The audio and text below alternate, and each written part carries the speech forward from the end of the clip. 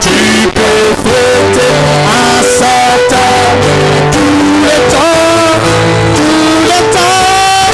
Oui, qui a nourri la foule et changeant de l'eau en vin. Un appel à la famille. Viens dîner. Les disciples étaient venus, obéissant au Seigneur. Puis le maître appela, viens dîner. Là ils trouvèrent leur désir, pain et poisson sur le feu. Ils satisfont les affamés.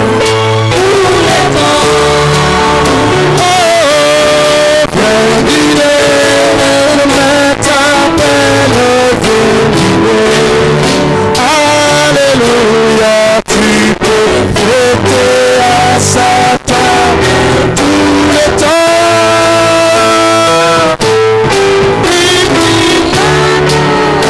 La foule échangeant de l'eau en vin.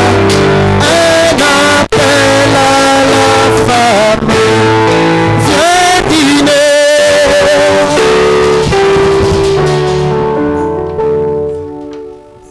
Bwana amebariki.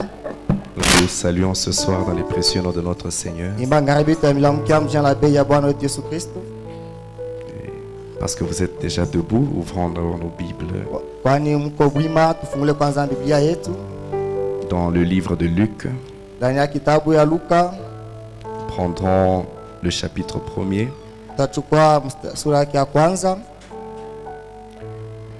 Nous lirons depuis le verset 67 jusqu'au verset 75.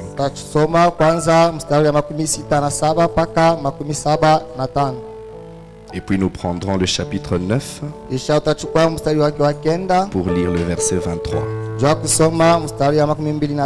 Luc chapitre 1er, verset 67 à 75.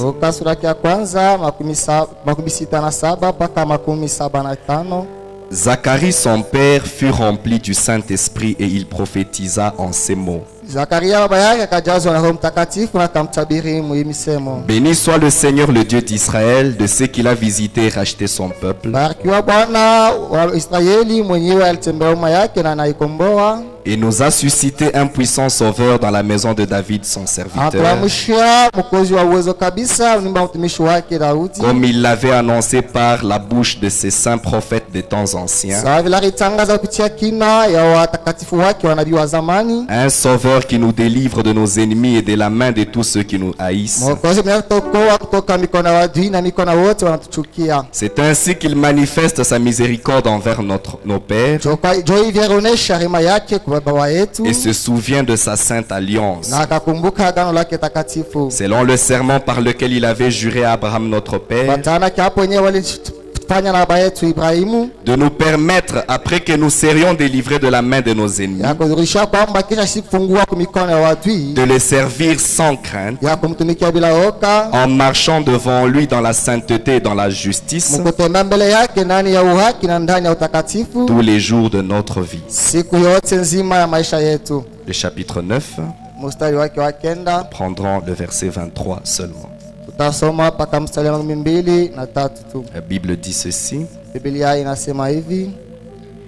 Puis il dit à tous, si quelqu'un veut venir après moi, qu'il renonce à lui-même, qu'il se charge chaque jour de sa croix et qu'il me suive. Gloire, gloire, alléluia, alléluia, gloire, gloire, alléluia, alléluia, gloire, alléluia, que soit pour Jésus.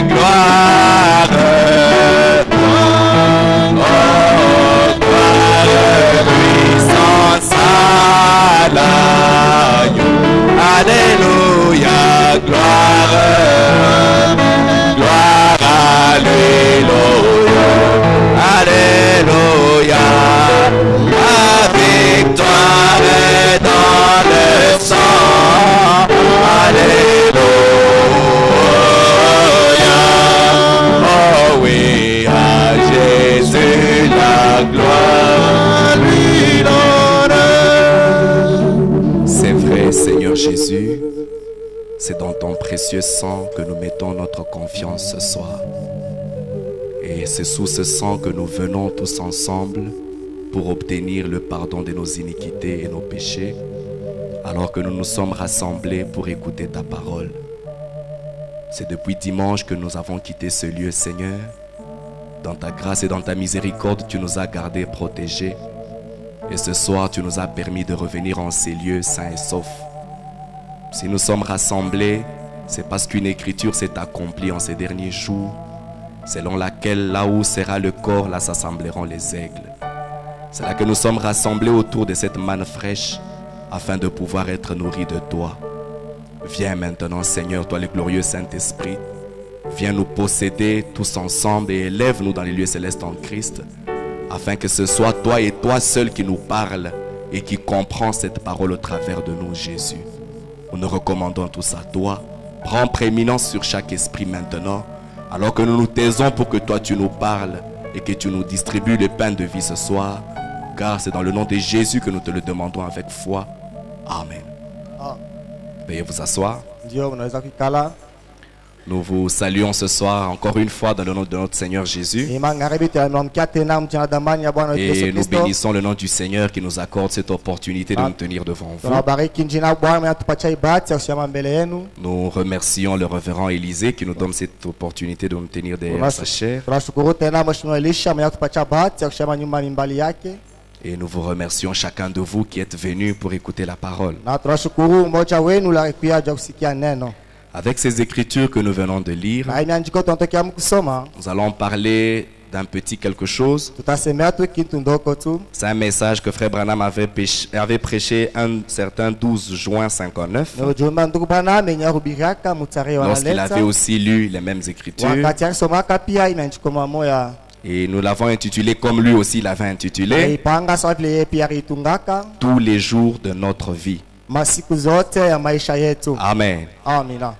C'est tiré depuis le dernier verset que nous avons lu, le verset 75.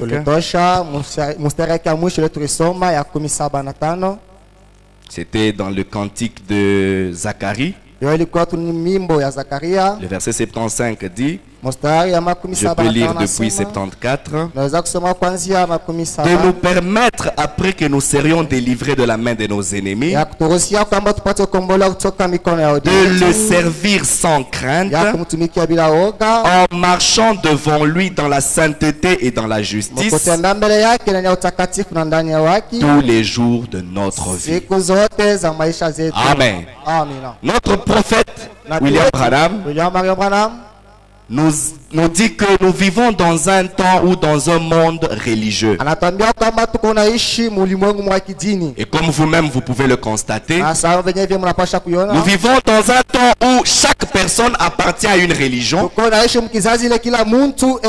Chaque homme, chaque femme appartient à une église. Amen. Et chaque dimanche, nous voyons que même les maisons de prostitution ferment, parce que ces femmes-là doivent aussi aller quelque part adorer. Tout le monde prie. Tout le monde essaye d'adorer le Seigneur d'une certaine manière. Amen. Et nous avons différentes religions. Mais quand nous avons essayé de contempler ou de regarder ces adorateurs-là, tous ceux qui disent prier ou qui disent croire à une certaine divinité, nous avons constaté quelque chose qui nous a un peu dérangé. C'est que chaque adorateur ou chaque religion a des jours ou des moments qu'il considère comme des jours sacrés ou des moments sacrés. Et en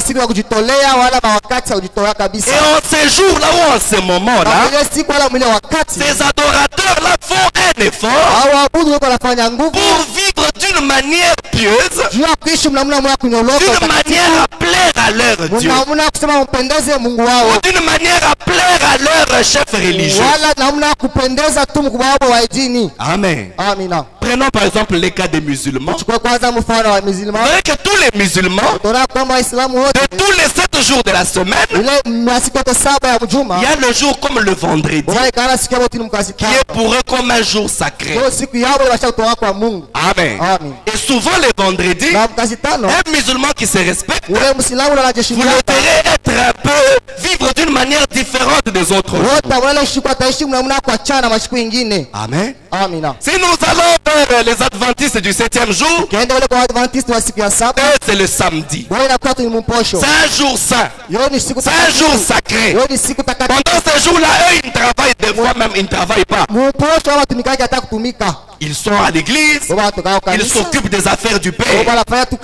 Parce que c'est un jour sacré. C'est le sabbat pour eux. Quand nous allons chez les chrétiens, toutes tendances confondues, c'est le dimanche. Tous les chrétiens, tous ceux qui confessent le nom de Jésus, que ce soit les catholiques, les protestants, tous les autres là, c'est le dimanche. On peut faire tous les autres jours ici. D'ailleurs, le dimanche, c'est pour ça qu'on ne travaille même pas. Le dimanche, c'est un jour sacré. C'est un jour consacré au Seigneur. Et vous verrez les chrétiens, ils peuvent s'absenter de l'église de tous les jours de la semaine. Cela ne les dérange pas.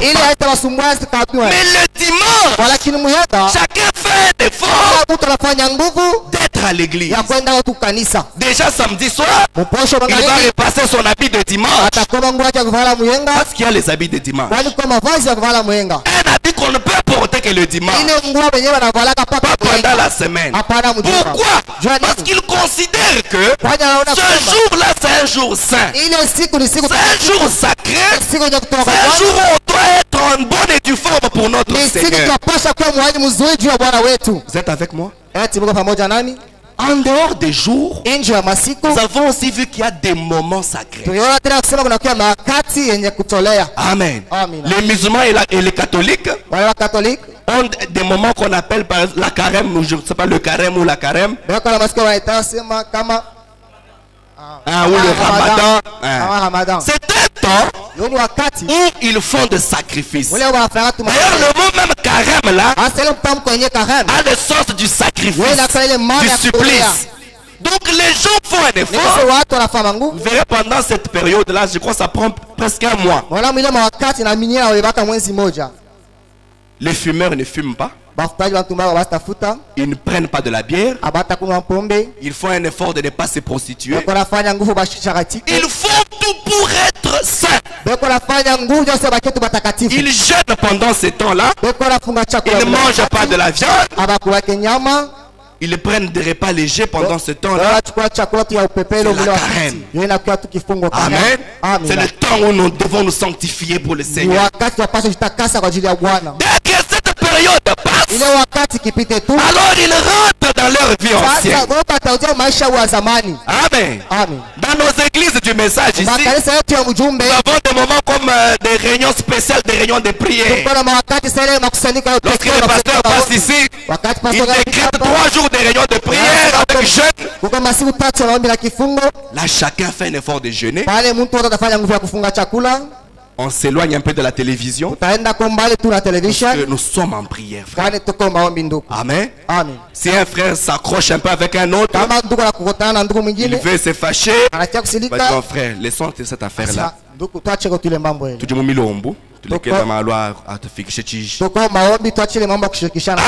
Amen. Donc, avoir ces gens-là, c'est comme si quand on n'est pas pendant ces temps-là, il nous est permis d'être dans tous nos états. On veut être saint, on veut plaire à Dieu que pendant des moments comme cela. Oh frère Branham a dit, Dieu ne nous a pas sauvés pour vivre pour lui pendant un temps. Amen. Mais si Dieu nous a sauvés, c'est pour que nous lui appartenions tous les jours de notre vie. Amen. Et Écoutez un peu comme il le dit. Dans tous les jours de notre vie.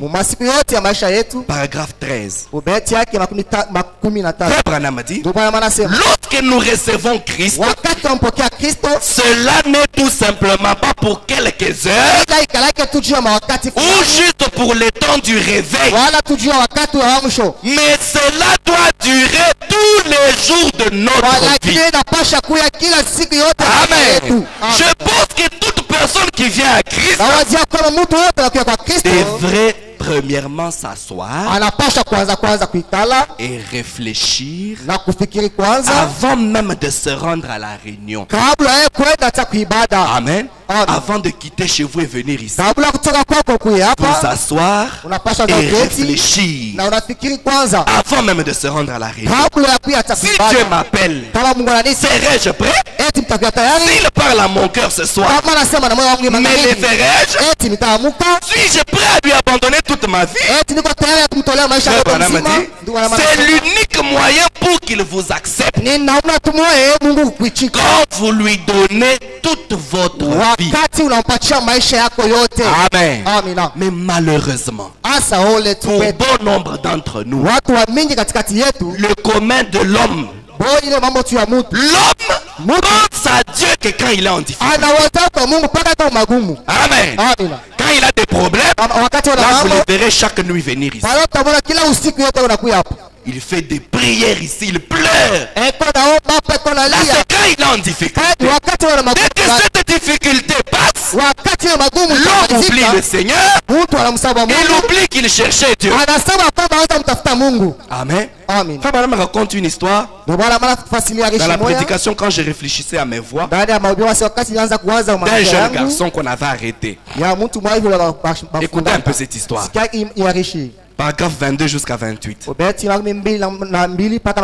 a quelques mois, dans notre petite ville de Jeffersonville, dans l'Indiana, une mère m'a appelé pour aller parler au juge de la cour,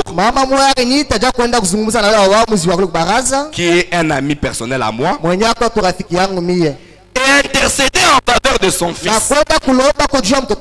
En effet, ce dernier allait être mis en prison pour avoir volé un véhicule.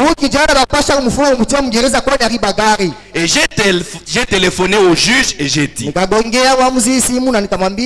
te parler en privé le matin, juste un instant avant le procès?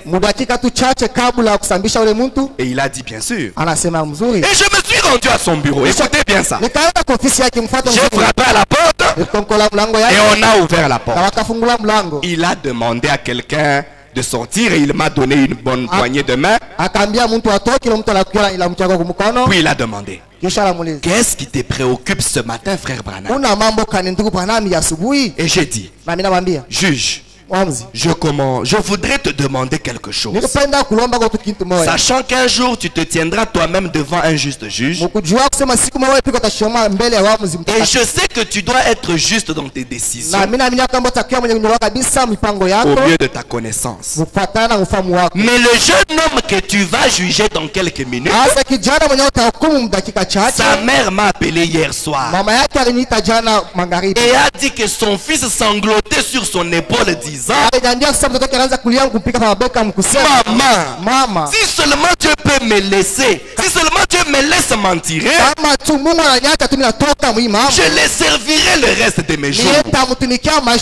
C'est ce jeune homme qui pleurait sur l'épaule de sa mère quand on est venu le chercher pour l'amener en prison. Oh maman, si Dieu peut me laisser m'en sortir, je les servirai toute ma vie. C'est ce que frère Branham rapportait à ce juge. Alors le juge m'a regardé et a dit,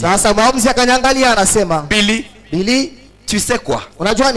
Je n'ai jamais envoyé un homme en prison sans qu'il désire devenir un prédicateur avant d'en sortir.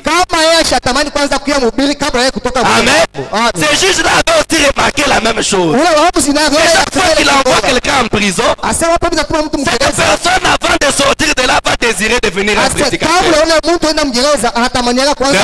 Vous voyez, c'est quand nous sommes en difficulté que nous commençons à penser à Dieu. C'est bien dommage qu'il en soit ainsi pour nous.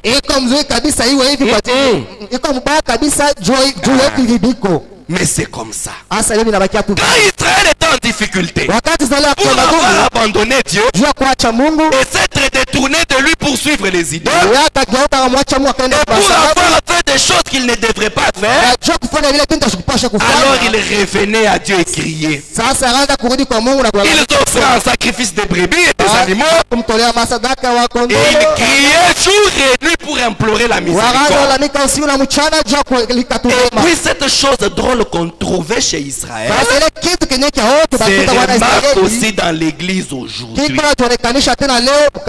Dieu tient à leur secours, et puis après que tout est terminé, ils oublient tout cela. 27. Si Dieu a été miséricordieux au point de pardonner à un homme ses péchés et de lui donner la vie éternelle, il y a quelqu'un ici dont Dieu a pardonné ses péchés? Écoutez, si Dieu a été miséricordieux au point de pardonner à un homme ses péchés et de lui donner la vie éternelle, ce dernier devrait être si révérencieux devant Dieu tous les jours de sa vie qu'il ne pourrait jamais détourner ses pas de préceptes. Une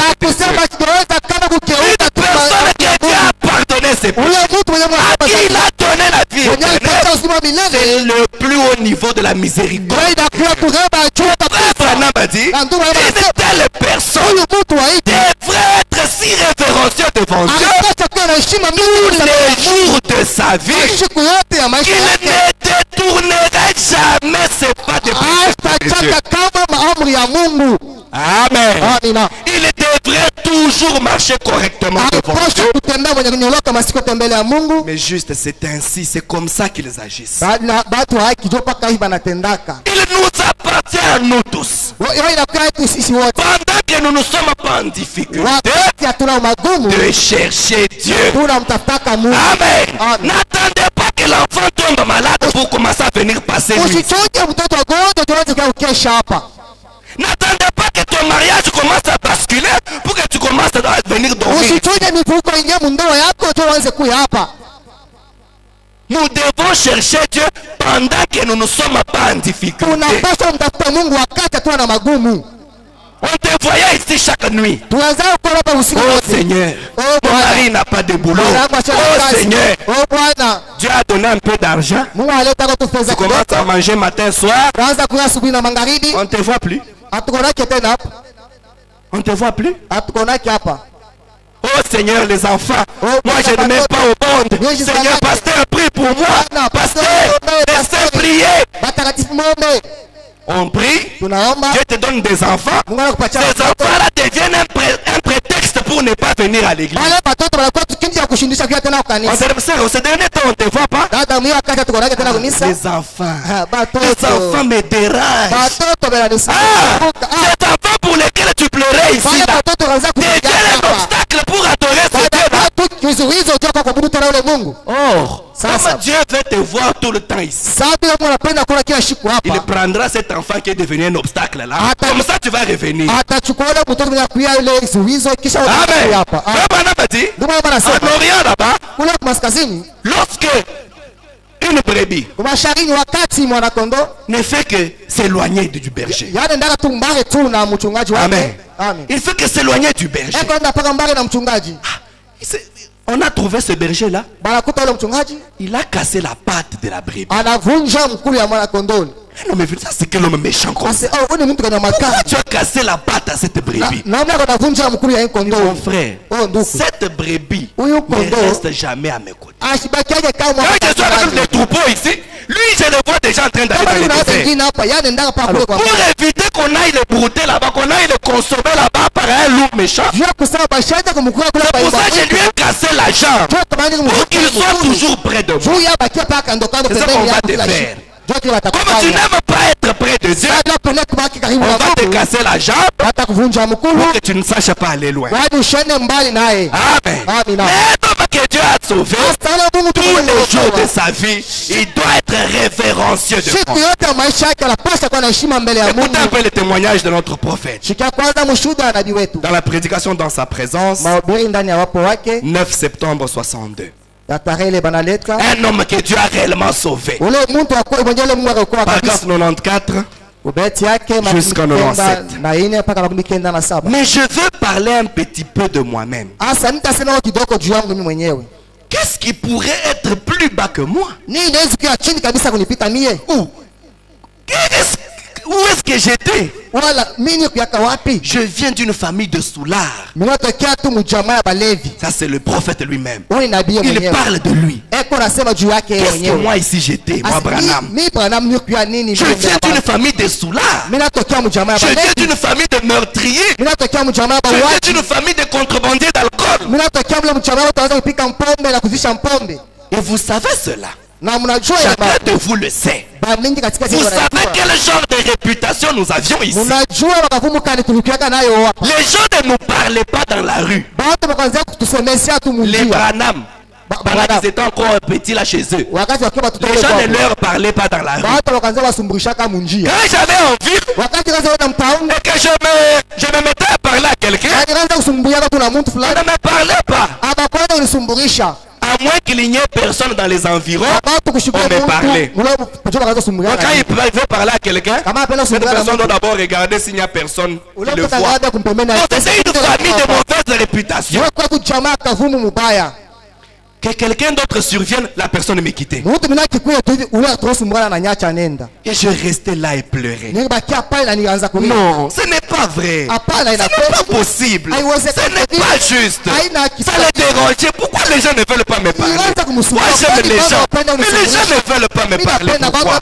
Mais un jour, je suis entré dans la présence de Dieu. Il m'a changé et a fait de moi un autre genre de fils. Sa grâce m'a introduit dans sa présence. Oh, je n'ai jamais voulu la quitter. Maintenant je suis là depuis 30 ans et quelques. Dans cette présence-là, je suis depuis 30 ans et quelques. Je ne veux pas la quitter. J'ai l'assurance que je serai toujours là. Même la mort elle-même ne me séparera jamais de sa présence. Non, je serai avec lui pour toujours. Quand je suis entré dans sa présence pour la première fois, j'ai crié comme Esaïe. Malheur à moi. Alors il m'a touché par sa grâce. J'étais changé. Le petit renégat qui sortait là et se comportait mal et tout a été changé. Et depuis lors, je suis son enfant. Depuis lors, j'ai désiré offrir toute ma vie pour son service. Depuis que le Seigneur m'avait changé, j'ai désiré lui offrir toute ma vie.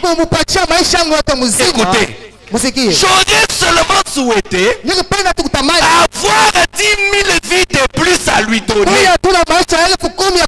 En plus de celle-ci que je lui ai déjà donnée, si je pouvais encore avoir 10 000 vies, j'aurais désiré de lui offrir encore. Amen. Ça c'est un homme que Dieu a réellement sauvé. Il se sent redevable au Seigneur. Il dit mais moi ici c'est que j'étais. C'est que le Seigneur m'a fait aujourd'hui. Aujourd'hui, frère Branham m'a dit, avant je cherchais les gens pour leur parler. Mais aujourd'hui, moi je suis obligé de fuir pour me reposer un peu.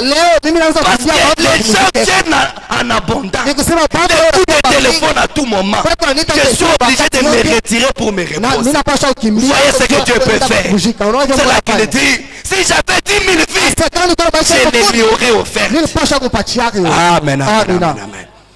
Celui-ci est presque usé maintenant, cette vie même Celle-ci est presque usée maintenant. Je suis déjà vieux. J'aurais voulu en avoir encore 10 000. Celle-ci est presque usée maintenant. 53 ans sont passés. Il regrette. Il est en train de vieillir. Mais toi tu es encore jeune. On te parle de Dieu. Mambo ya Mungu ile. Moi je suis encore jeune. Quand je vais grandir, je vais vivre pour Dieu. 53 ans sont passés. Environ 33 ans ont été, ou plutôt 32 ans ont été consacrés à l'évangile. 53 ans, 32 offerts à l'évangile. J'aurais souhaité en avoir encore 1000 à vivre. Pourquoi? Écoutez, une fois que je suis entré dans sa présence et que je me suis rendu compte qu'il y avait quelqu'un qui aimait ceux qui n'étaient pas dignes d'être aimés, qu'il y avait quelqu'un qui m'a aimé quand personne d'autre ne m'aimait, qu'il y avait quelqu'un qui s'est occupé de moi quand personne d'autre ne le faisait. Amen. J'ai mis mes bras autour de sa croix. Je l'ai embrassé. Alors lui et moi sommes devenus un. Et depuis lors je l'aime. Quand il s'est rendu compte qu'il y avait un homme qui m'a aimé quand le monde me repoussait, alors un homme comme ça, est-ce qu'il faut le quitter? Jamais. Je me suis accroché à lui. Il a atteint ma poitrine et mon cœur avec son sang, en me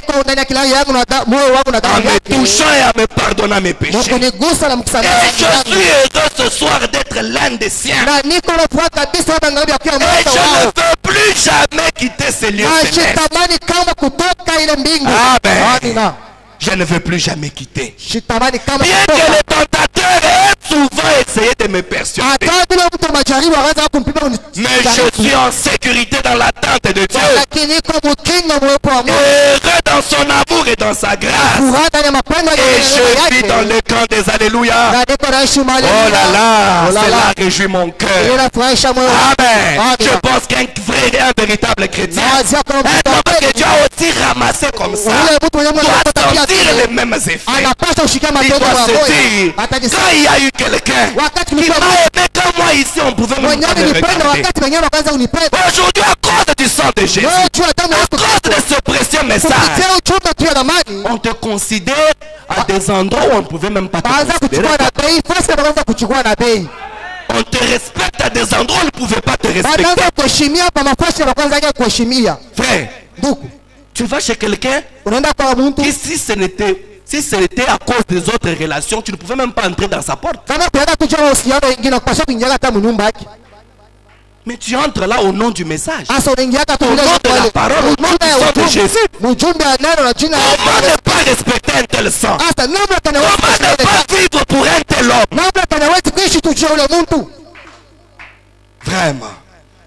Mais quelqu'un qui ne connaît même pas d'où il vient, il se comporte comme ce qu'on vient de dire. Il va jeûner quand on dit de jeûner. Depuis qu'on a fait les réunions du Saint-Esprit de fin mars là, depuis ce jour là, tu as jeûné combien de fois? Aucune fois. Tu attends qu'on vienne encore décréter d'autres réunions ici. 3 jours de réunions de prière. Là tu vas encore jeûner. Si ça se suit comme ça 3 fois par semaine ou par mois, on commence à murmurer. C'est quoi ces derniers temps ma jeûne inapita ici? Quand tu manges chaque jour là, tu te demandes comment tu manges chaque jour.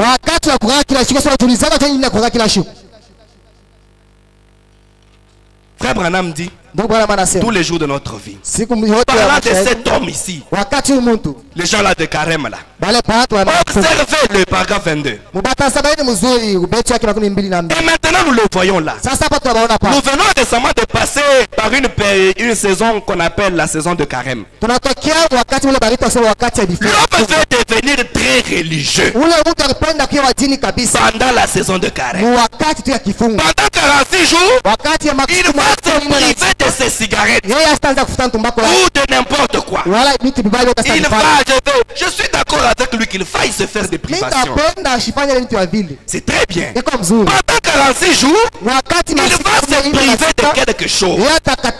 Il va maugréer et faire des histoires et souhaiter que les 40 jours filent et passent vite. Pendant qu'il est là pendant ces 40 jours là, il a envie que ça file et que ça passe. Amen. Et c'est là pendant 46 jours. Il veut que ça se termine. Car il en a marre de se priver de fumer ou de boire ou de faire quelque chose d'autre qu'il a sacrifié.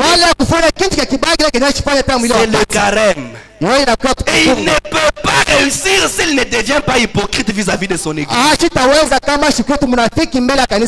On a dit de gêner. Qu'est-ce qu'on va faire? Qu'on gêne? Mais dans son cas, le jeûne n'est pas là. Amen. Il est obligé d'observer ses carèmes. Et ensuite, le lundi après le dimanche de Pâques, ça se termine le dimanche de Pâques. Maintenant le lundi après le dimanche de Pâques, il va carrément te permettre toutes les extravagances. C'est vrai. Pourquoi? C'est la nature qui est en lui. Il va se procurer un carton plein de paquets de cigarettes. Le dimanche là, il a déjà acheté le carton de cigarettes. Il l'a placé là. Amen. Et il voudra vraiment que minuit sonne pour qu'il puisse sauter et se saisir d'une cigarette. Ou prendre un verre ou autre chose. Il se coupera vraiment 1000 morceaux pendant quelques jours. Pourquoi? Il y accorde vraiment une grande importance. Paragraphe 23. Je crois que la vie chrétienne est un sacrifice continuel. Amen. Ce n'est pas pendant 3 jours de réunion de prière, mais toute la vie chrétienne.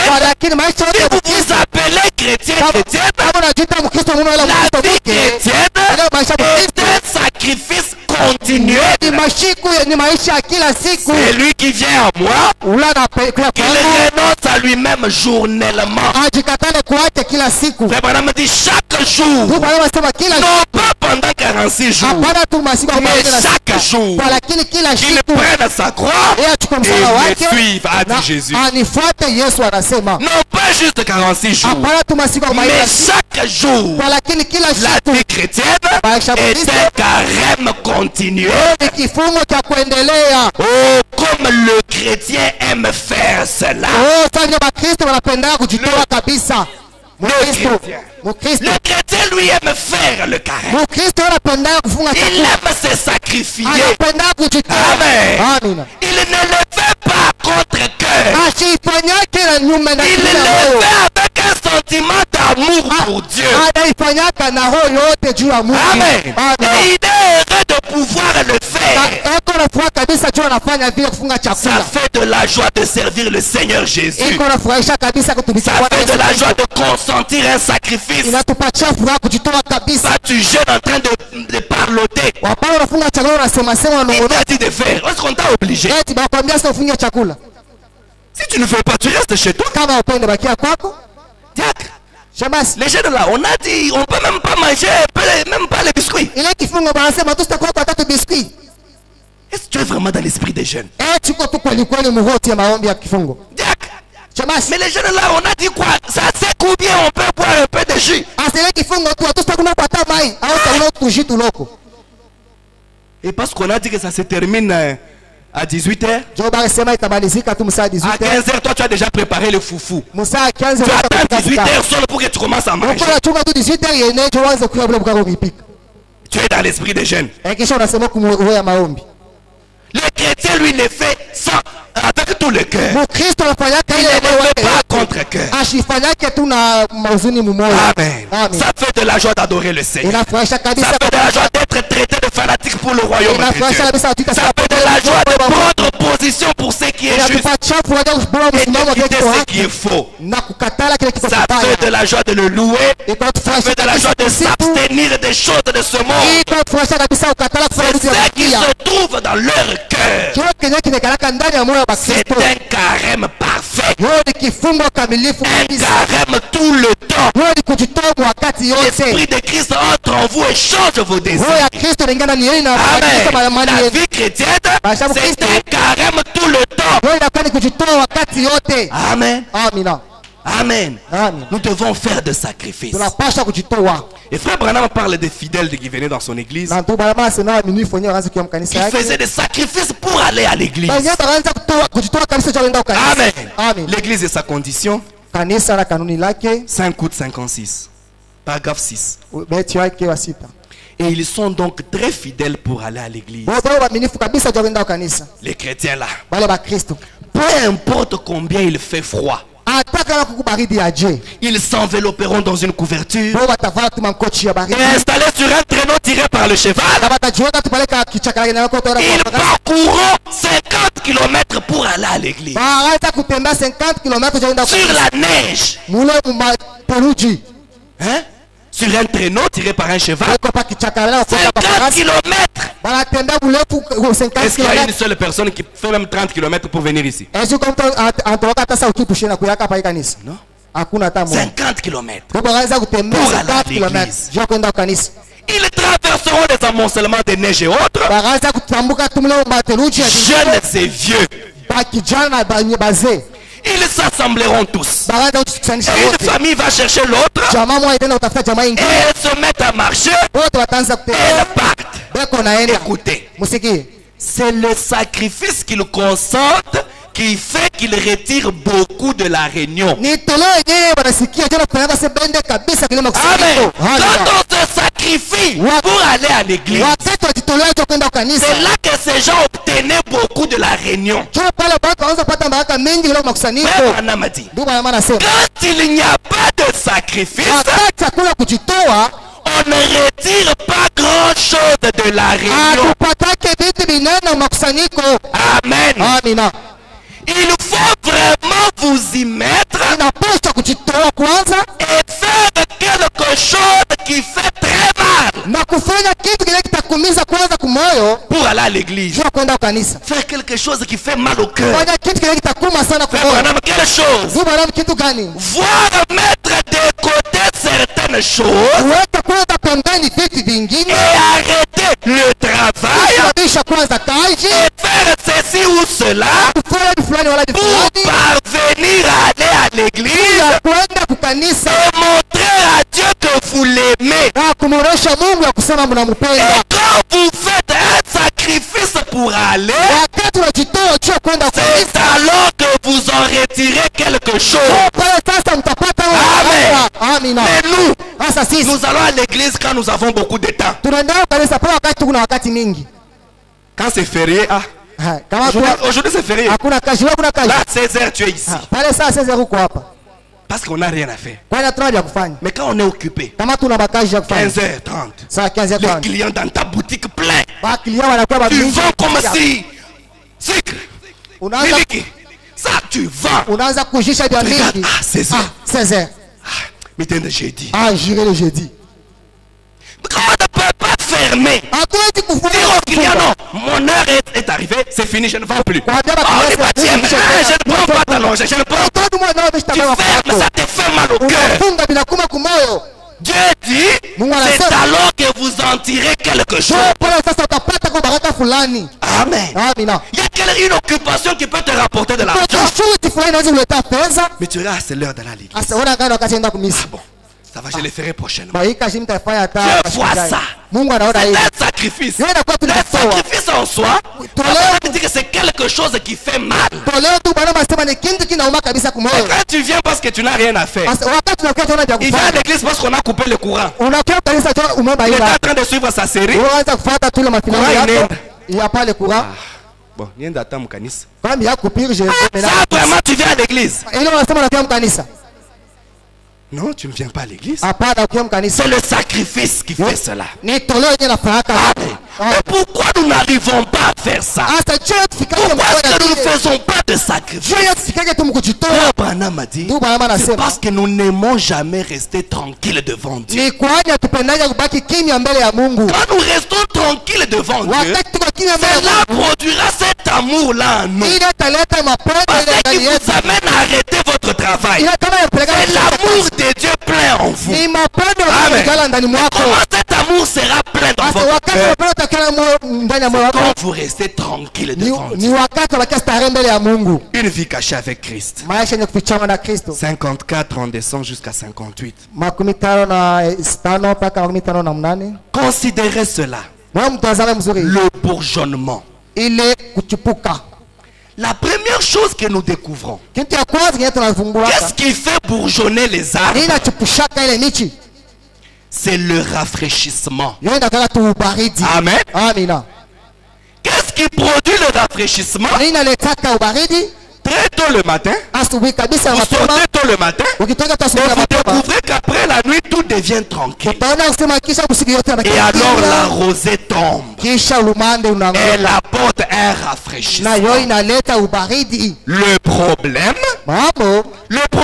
n'est qu'aujourd'hui, les gens n'ont pas le temps de venir devant Dieu et de se tenir tranquille. Ils n'ont pas ce temps-là de venir devant Dieu et de se tenir tranquille. Comme à la nature, ils restent tranquilles toute la nuit. C'est cette tranquillité-là qui fait descendre la rosée. Pourquoi la rosée ne descend pas la journée? Parce qu'il y a de l'agitation. Mais la nuit, quand tout est calme, alors la fraîcheur de la rosée descend, arrose les arbres et ça produit le bourgeonnement. Amen. Mais nous ne faisons pas cela. Les gens ne se tiennent pas tranquilles. Écoutez, ils ont tant de choses à faire. Ils sont membres de ceci. Il leur faut faire cela. Il leur faut avoir telle chose. Ils doivent se rendre à tel endroit. Vous n'avez pas de temps. Abraham a dit, les démons vous ont simplement pris tout votre temps. Qu'est-ce qui a fait ça? Les démons vous ont pris tout votre temps. Vous vous réveillez le matin, toute la journée est déjà chargée. À 8 h, je dois être à tel bureau. À 12 h, il faut que j'aille au ministère. À 15 h, je dois être là-bas. Mais quand est-ce que tu vas te tenir devant Dieu? Et chaque jour, c'est pareil. Abraham a dit, les démons vous ont simplement pris tout votre temps. Vous n'avez pas le temps de vous tenir tranquille devant Dieu. De vous tenir calme. Souvenez-vous. Après tout, vous êtes une nature. Et après que toute la nature est devenue calme et tranquille, alors la rosée se met à tomber. Elle rafraîchit et apporte la vie. Et vous êtes vous-même une nature. Et lorsque vous vous tenez calme et tranquille devant Dieu, alors la rosée du ciel se met à tomber et commence à vous rafraîchir. Êtes-vous déjà sorti un matin après que la nuit est passée? Pas le matin. Vous êtes déjà sorti? Les fleurs s'épanouissent aussi pour donner du parfum. Êtes-vous déjà avec de bons matins?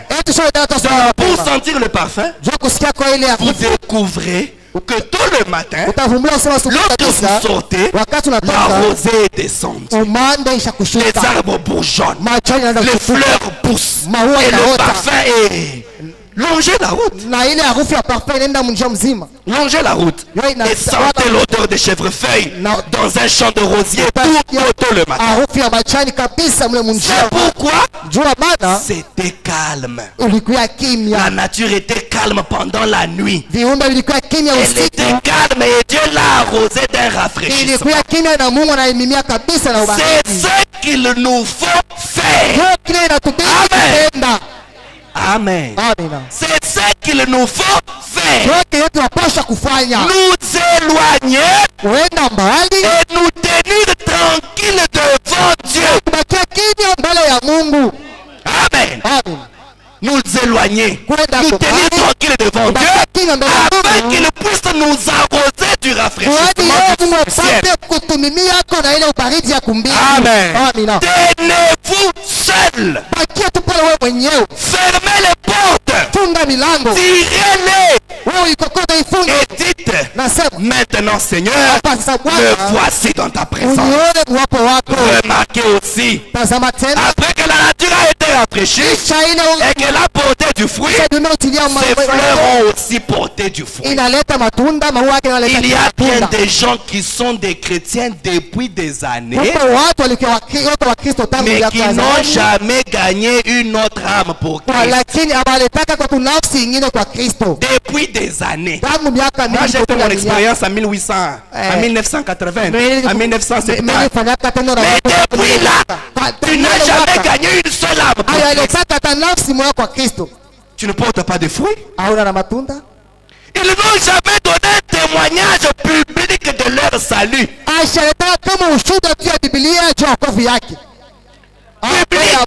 Dire racontez un peu votre expérience avec Dieu, jamais. Public de leur salut dans l'église ou devant les gens. Venir ici nous témoigner comment Dieu vous a sauvé. Ça c'est quel témoignage ça? C'est quel témoignage? Pour vous le témoignage c'est quand Dieu a guéri. Quand Dieu a guéri votre âme, ce n'est pas un témoignage. On a honte de dire ça. Ils n'ont jamais donné un témoignage public. Ils n'ont jamais témoigné à un pécheur, une femme ou un homme au travail ou ailleurs. Les gens avec qui tu travailles là, tu leur as déjà parlé de ce que Dieu a fait pour toi dans ta propre vie. Pour qu'ils aient aussi le désir de devenir comme toi. Ils ne peuvent pas porter de fruits. Pourquoi? Ils ne peuvent pas se tenir tranquilles assez longtemps. Vous avez tant de choses à faire. Amen. Tant de choses à faire. 57. Il n'y a pas longtemps, j'ai parlé à votre... un homme ici dans l'état voisin. Écoutez ça. Il a dit... Eh bien, a-t-il dit, Pasteur Branham, j'aimerais vous dire quelque chose. Il a dit, nous, mes parents se sont établis ici il y a des années. A-t-il dit, nous sommes tous des éleveurs de porcs. Il a dit, mon grand-père a élevé ce troupeau de porcs et il a fait étudier mon père. Écoutez bien ça. Et ensuite, quand mon père est mort, nous avons hérité de cela. Et j'ai des porcs. Et je fais étudier mes enfants. Et ainsi de suite. Oui.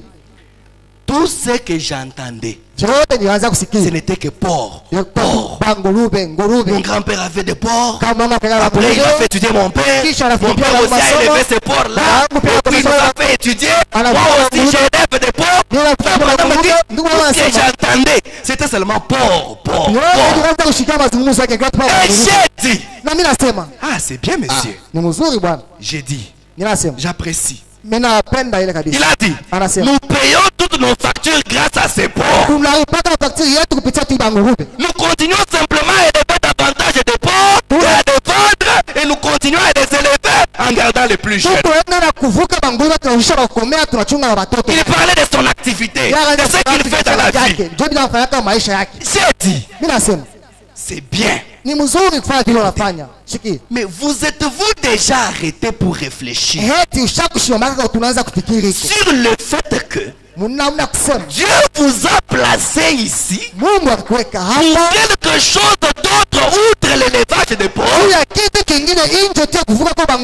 t'es-tu déjà arrêté pour réfléchir que Dieu t'a placé sur la terre pour autre chose en dehors de ton travail que tu fais là?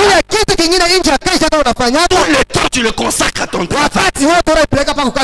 Mais est-ce que tu t'es déjà arrêté pour te dire que Dieu m'a placé ici pour quelque chose d'autre en dehors de ce travail?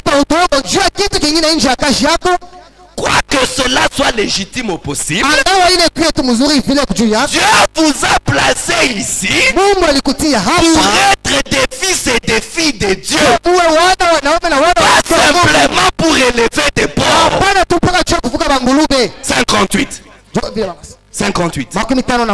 ne vous a pas placé ici pour travailler seulement dans une usine, pour être seulement dans ton hôpital là, pour être seulement dans ton entreprise là. Non, il vous a placé ici comme une épître écrite de tous les hommes pour mener une vie décente et honorable, une vie consacrée, cachée avec Dieu, afin que les hommes sachent que Jésus vit et règne encore. Amen. Ça pèse un peu, mais c'est bon. Amen. Cela aidera vos systèmes digestifs. Vous savez, si vous prenez la nourriture convenablement, amen, cela vous mettra parfaitement à l'endroit où vous pouvez recevoir la guérison tant pour l'âme que pour le corps. Amen. Donc tous les jours de notre vie, nous devons les consacrer à Dieu. Vivre pour le Seigneur. Pourquoi? Parce qu'il nous a sauvés. Vivre une vie sainte. Comme Luc nous a dit, marcher dans la justice et dans la sainteté tous les jours de notre vie. Et pour y arriver, il faut que nous nous tenions tranquilles. Que nous apprenions à rester tranquilles. Pour terminer, je vais lire ces deux citations. Frère Branham nous montre ce que nous devons faire. Nous devons nous exercer à cela. Exerçons-nous à être seuls, à prier seuls, à attendre les réunions de prière. Amen.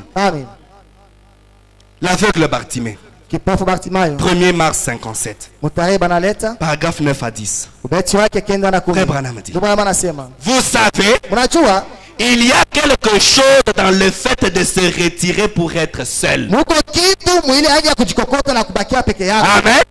Est-ce que vous êtes là? Il y a quelque chose dans le fait de se retirer pour rester seul. Bien des gens ne prient jamais jusqu'à ce qu'ils viennent à l'église. Bien des gens pensent que le seul endroit pour prier c'est à l'église. Mais la Bible recommande aux hommes de prier partout en élevant des mains pures. Écoutez. Et puis, quand nous nous retrouvons seuls, d'habitude, nous prions d'une manière différente que lorsque nous prions dans l'église. Est-ce que vous avez déjà remarqué ça? Lorsque vous êtes seul, et vous êtes sûr qu'il n'y a personne qui vous entend, vous priez différemment que quand vous êtes entassé. Quand vous êtes ici, des fois vous évitez de dire certaines choses. Mon voisin, ma voisine va m'entendre. Amen. Mais quand nous sommes seuls, nous prions d'une manière différente. Amen. C'est la prière dans le secret dont a parlé Jésus. Entre entre dans un lieu secret. Ferme la porte. Et alors prie ton Père qui voit dans le secret. Et celui qui voit dans le secret te le rendra publiquement.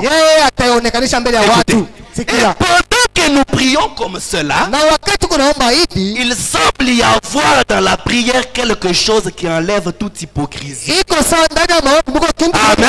Quand vous êtes seul, vous devenez plus sincère. Amen. Il y a quelque chose dans votre prière qui enlève l'hypocrisie devant Dieu. C'est là que tu vas te dévoiler devant Dieu. Quand tu es seul, il semble que nous établissons une meilleure connexion avec Dieu lorsque nous sommes seuls. Et bien de fois dans ma vie, comme peut-être dans votre vie aussi, vous devez simplement vous isoler de temps en temps avec Jésus. De temps en temps, vous isolez un peu. Seul avec Jésus. Amen. Seul avec Jésus. Je prends ma voiture et je descends la route. Et je médite tout simplement. Pour être seul. Le bonhomme prenait sa voiture. Amen. En train de méditer. Et puis quand j'arrive sur l'autoroute, là où la voie est libre, ou sur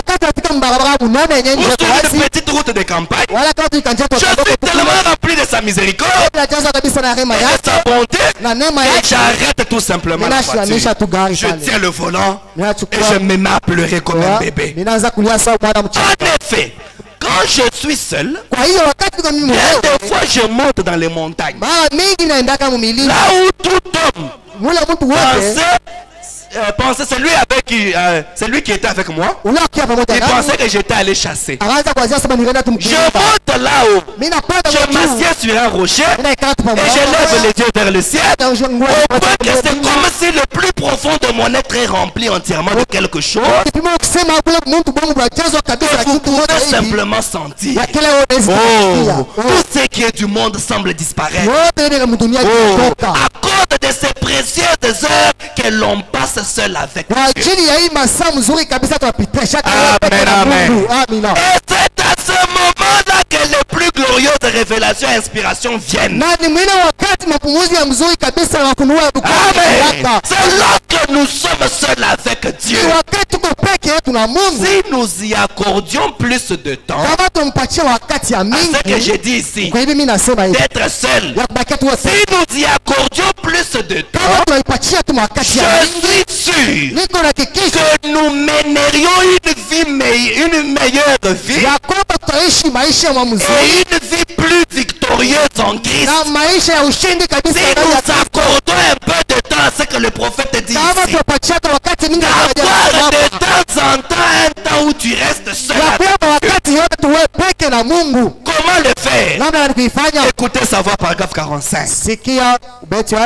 Comment entrer dans cette présence? C'est par là que nous terminons pour prier. Bon, il y a un code d'éthique. Dieu vous réserve la nouvelle naissance. Mais écoutez sa douce petite voix tranquille. Chacun de vous qui professe être un chrétien, tenez-vous tranquille devant Dieu. Ne laissez pas la lessive devenir un obstacle. Je lave les habits. J'avais les assiettes à faire. J'avais ceci à faire. J'avais ceci à faire. Frère Branham m'a dit, ne laissez pas la lessive devenir un obstacle. Ne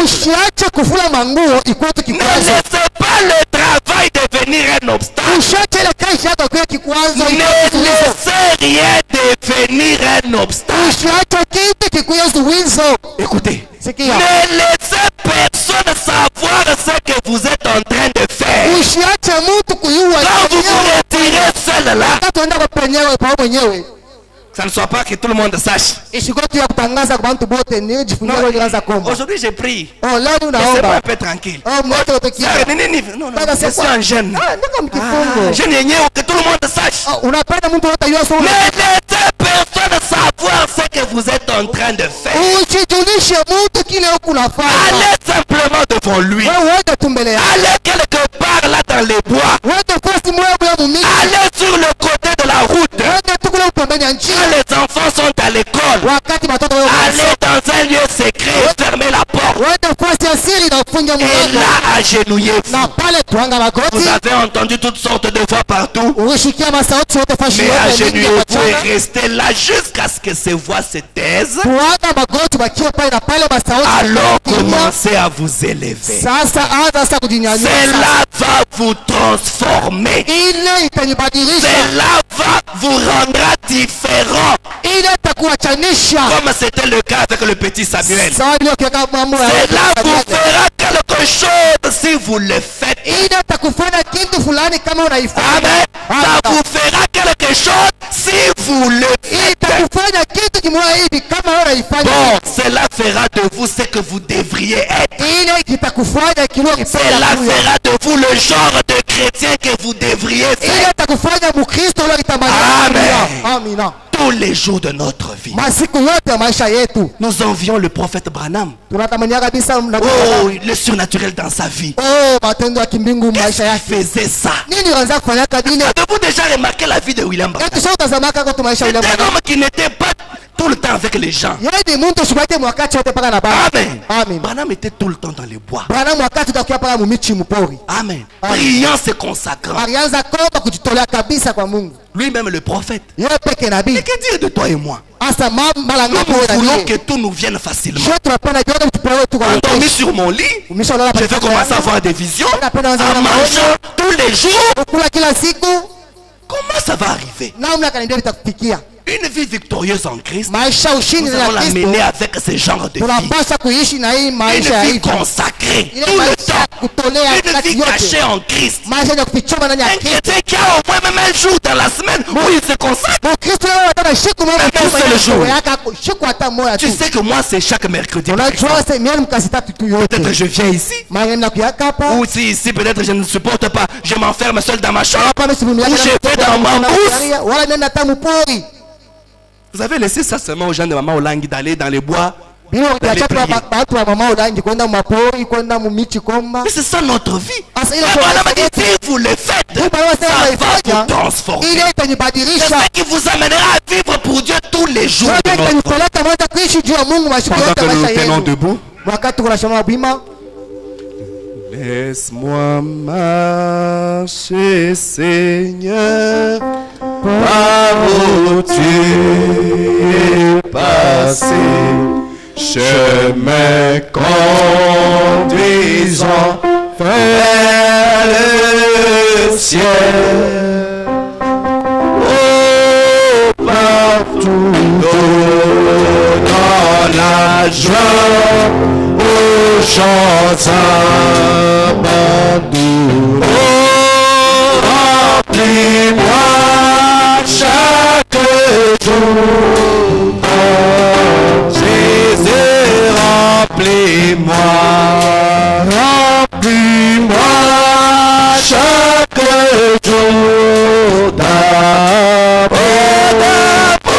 divin, comme je marche avec la colombe, laisse-moi marcher toujours avec chant et sous. Jésus, remplis-moi chaque jour d'amour.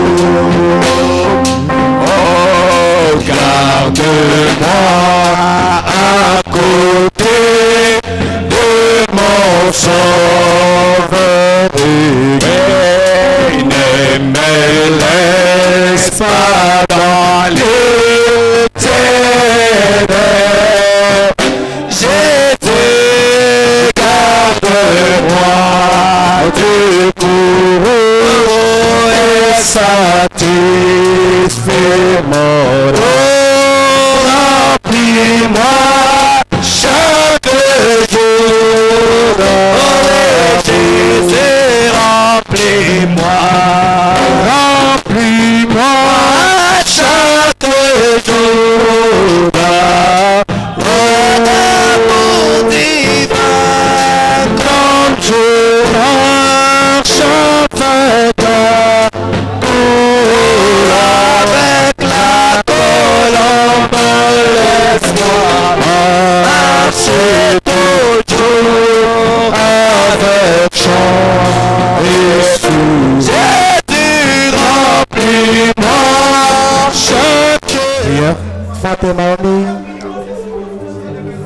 Dieu d'amour, Dieu de miséricorde, toi le Dieu vivant au siècle des siècles, tu es le tout en tout, le Dieu miséricordieux. Toi le compatissant, nous te disons merci ce soir de ce pain de vie que nous venons de manger en ces lieux.